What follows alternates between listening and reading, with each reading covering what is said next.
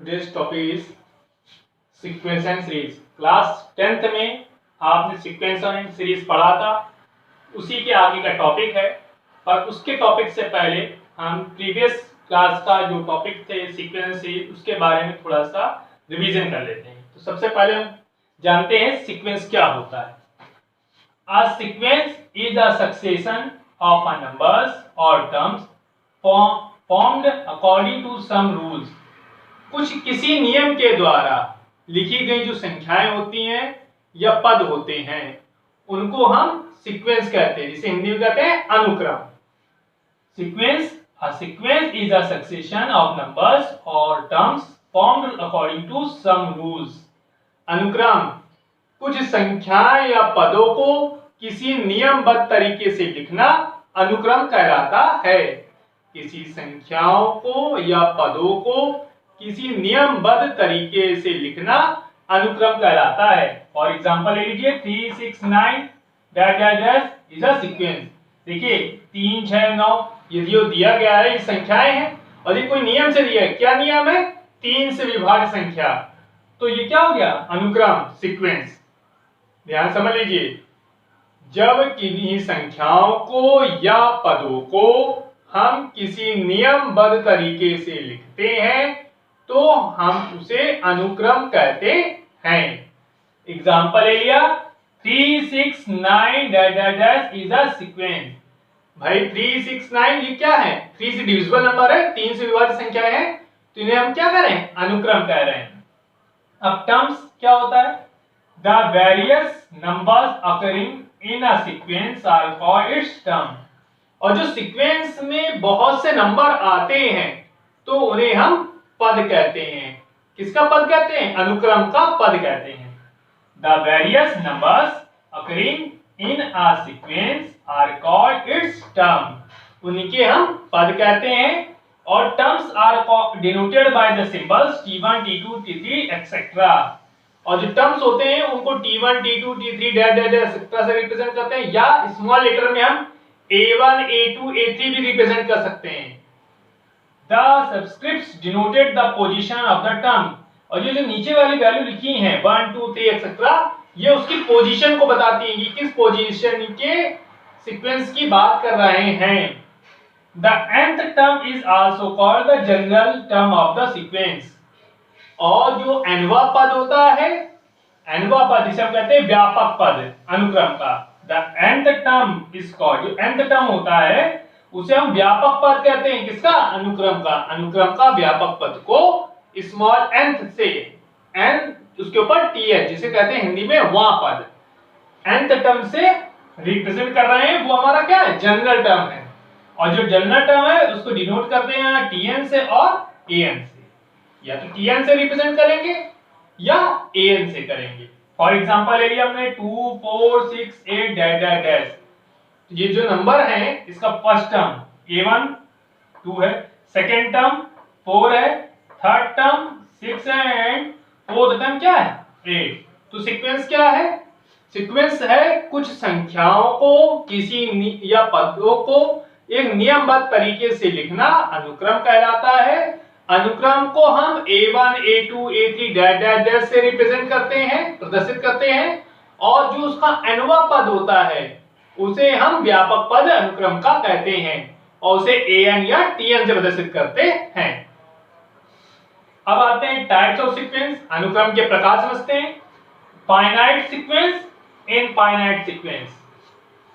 Finite मतलब क्या होता है? परिमित, जिसे हम गिन सकते हैं। तो परिमित अनुक्रम, अपरिमित अनुक्रम। अब परिमित अनुक्रम क्या होता है? फाइनाइट सीक्वेंस क्या होता है? फाइनाइट से आपको पता चल गया।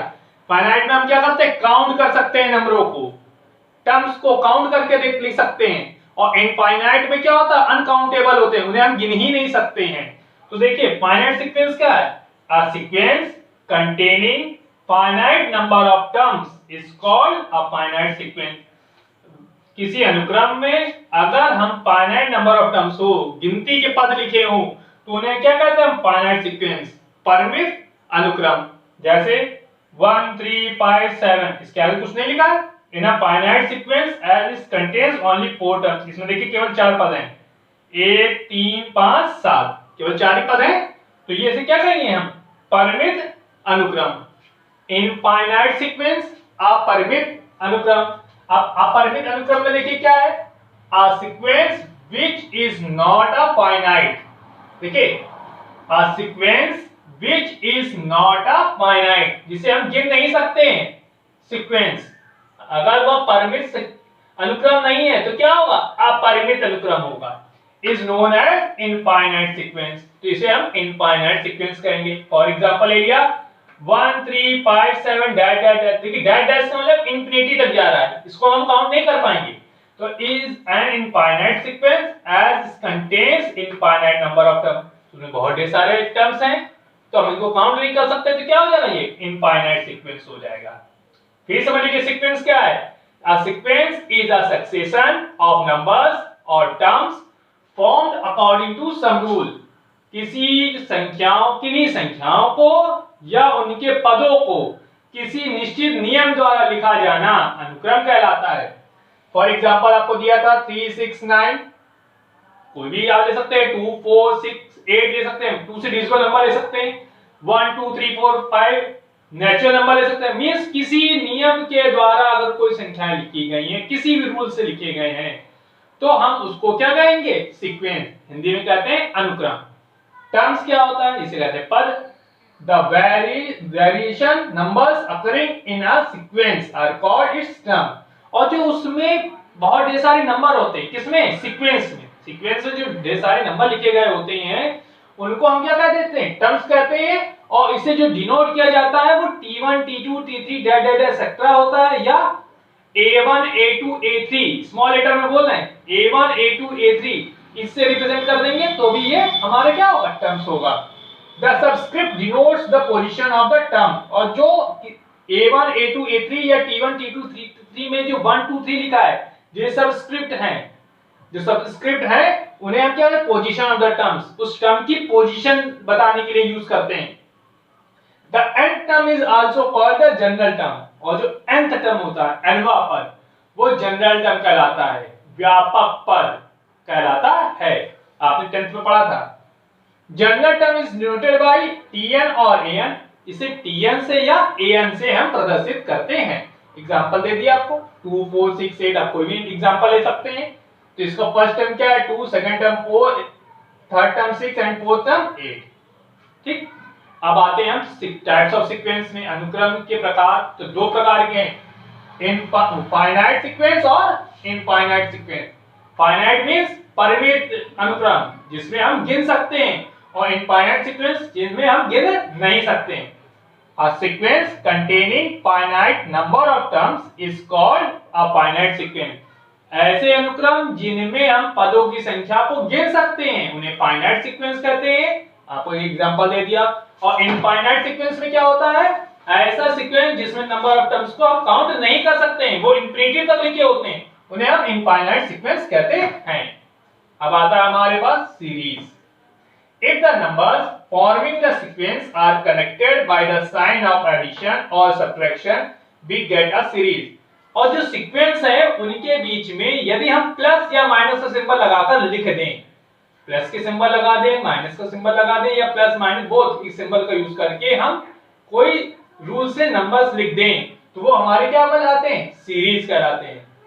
अब प्रोग्रेशन क्या होता है, if the terms of series continuously increases or decreases in numerical value। Numerical value के रूप में लिखा हो, कंटिन्यू बढ़ रहा हो या कंटिन्यू घट रहा हो, इसे हम क्या कहते हैं, प्रोग्रेशन कहते हैं। If the terms of series constantly increases or decreases in numerical values, numerical value की फॉर्म में होगा, या तो कंटिन्यू बढ़ रहा होगा या कंटिन्यू डाउन हो रहा होगा, कम हो रहा होगा, तो वो हमारा क्या होगा, प्रोग्रेशन होगा। ये बेसिक चीजें हैं जो आपने क्लास 10th में सीक्वेंस एंड सीरीज टॉपिक में पढ़ा था, अरिथमेटिक प्रोग्रेशन वाला टॉपिक में। अब ये बेसिकली हमारा फर्स्ट क्लास से स्टार्ट है, एक बार इसका रिवाइज कर लीजिए और जहां प्रॉब्लम हो डिस्कस कर लीजिए।